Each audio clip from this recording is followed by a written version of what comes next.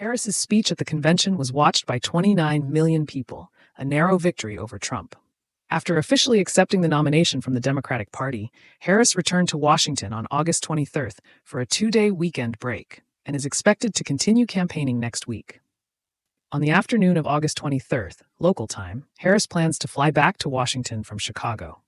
Here, she will spend the weekend resting after a series of intense events in recent times. Anonymous sources revealed that the vice president will begin preparing for her first national interview, scheduled to take place at the end of August, and for the debate on October 9th with Republican candidate Donald Trump. They also said that Harris will return to campaign next week in many battleground states with the goal of maintaining and spreading the momentum from the recent convention. Governor Tim Walz, who accompanied Harris, returned to Minnesota and will continue his campaign next week. After the convention, presidential candidates often build momentum through bus tours or rallies. The decision to temporarily suspend Harris's traditional campaign reflects the intense workload in recent weeks and the changing nature of modern campaigns, where social media posts can be as important as direct speeches.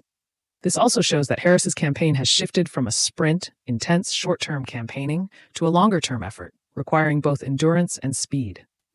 It is true that campaigns often move constantly everywhere with high intensity, but Harris's schedule is really packed and she has to debate in 17 days, shared David Axelrod, a veteran strategist of the Democratic Party. A little rest and preparation is reasonable.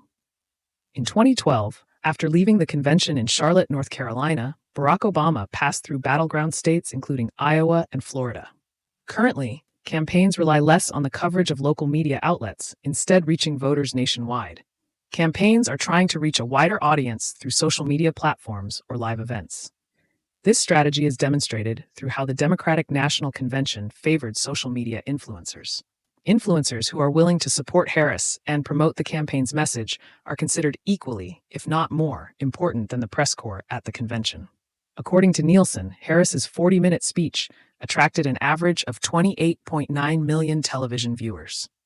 The audience for Trump's 92-minute speech last month did not reach that number, peaking at 28.4 million viewers at the start of the speech and gradually decreasing as the former president spoke late into the night.